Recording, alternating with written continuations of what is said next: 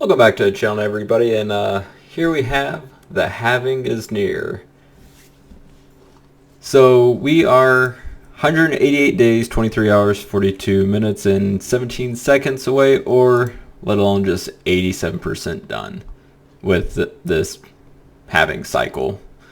So this was actually, yeah, that's about right. So, I don't mean to beat a dead horse here, but here's just throwing out more interesting TA and charting stuff here. So the last halving, let's actually go to the BLX, which is, anybody's not familiar with TradingView, BLX goes back to the beginning of time. I mean, the beginning of Bitcoin when it was trading at 6 cents. So each one has, the halving, the dotted line, and this yellow line here that I added is the next halving. So obviously you can see the run up in price with the halving, and the one indicator in which I said I was going to sell on the last cycle was the Pi cycle. But I didn't, because everybody was in denial, and if you were there back in March, April of 2021, 60,000 wasn't it. We were supposed to go to 250,000. Yet it stopped right there. And interesting enough, with this curved line in which I had also drawn, connecting all the tops. And yeah, that just did not work in my favor. So Pi cycle flashed. No, everybody ignored it. We went down, then we started to go back up again. We're like, 200K, here we come, and then it went down. So this was the actual top, in my opinion. This was a relief rally, and then we crashed with a bunch of bad news.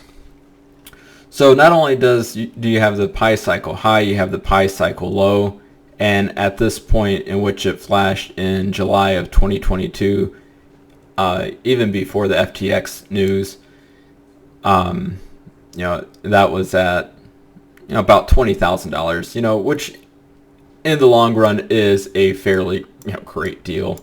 So because right here the Pi cycle low flashed at $3,000-4,000 as we ran up. Actually, so if you were to go all in on the Pi cycle low and gone to the Pi cycle high as a 15x, I mean, it's a pretty good indicator. And you see it right here. This was a more unusually long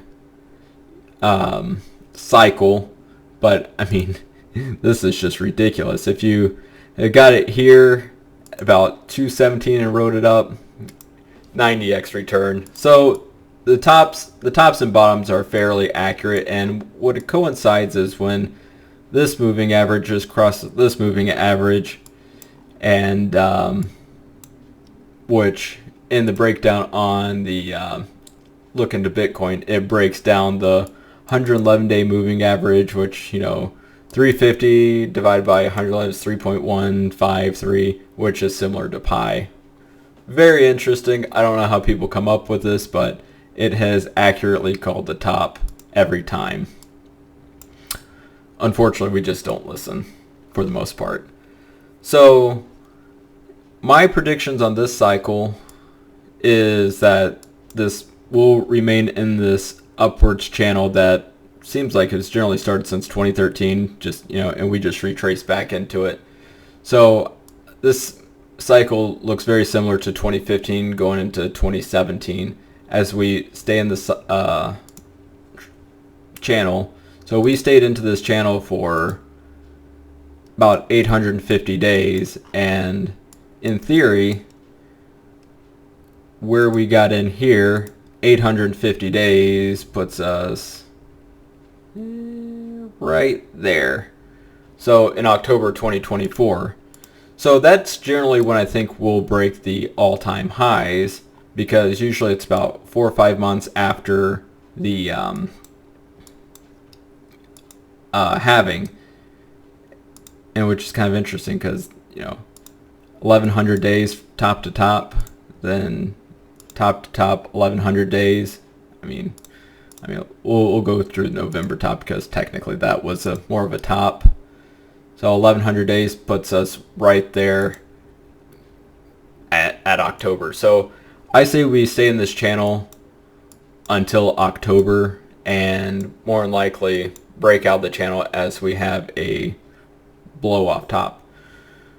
Now, I don't know if we'll have all this resistance from this trend that I drew at 100,000, but I'm sure there's a lot of people that will be selling at 100,000 because of the psychological number in which it holds.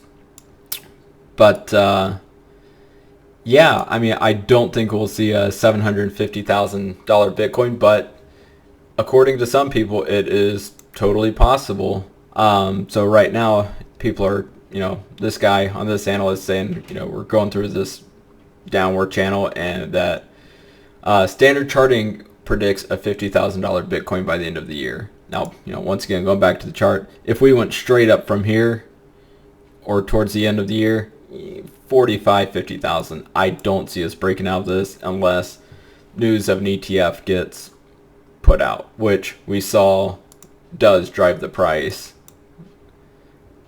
on Monday as we shot up to 30K. So Mike Novogratz, he's always been good for putting out outrageous predictions, but I think he kind of knows what he's doing. I mean, he's been in space for a while, but as we approach, as we've gone through this week, nothing crazy has happened. The SEC hasn't said anything. Grayscale did an interview on SiriusXM earlier today. But the dialogue with the SEC is all headed in the right direction. They're not shooting everyone down like they were. They're actually giving constructive criticism on how they should be formatting their applications. So right here it says ETF applicants and analysts alike are noticing more of a constructive change in tone from the agency. ARK Investment, Kathy Wood said that a change in the SEC behavior, also saying that their fintech analysts know what Bitcoin is, that Gary Gensler is more likely to stay in the way of everything, which tells something we don't know. But once again, it seems like everything is going in line to, approve a lot of them or all of them at the same time. So yesterday, on Tuesday, Fidelity provided an update version of its spot Bitcoin ETF S1 application, which featured more details that the SEC is concerned about. So things we really don't think about, especially like hard forks on Bitcoin because we haven't had one in a while. Energy consumption and other risks. So funny thing is the narrative behind energy consumption in Bitcoin has changed over the years to where it's the big bag Bitcoin people and the miners to now it's like, oh, we can utilize excess methane to run our machinery. So it's actually helping the environment. So that's kind of just an interesting concept and how the narrative is changing more. So, looking at the BITO, again, we're down a little bit today. Grayscale is up as it's closing the gap of the net native asset value. So still, the one thing I'm looking at is the BITO 30s and 35s. The open interest on this is just ridiculous, I mean, it's fair, it really doesn't move too much, and it hasn't moved too much, even in the last couple of days. But as time gets closer, the implied volatility will go up, and along with the price of the underlying asset. And once again, I mean, hypothetically, if we were to, let's go to BLX. Let's just call it 70,000 by the end of the year. So that's not end of the year, but by October of next year. So 115% return, 115% from here on BITO would put us at, let's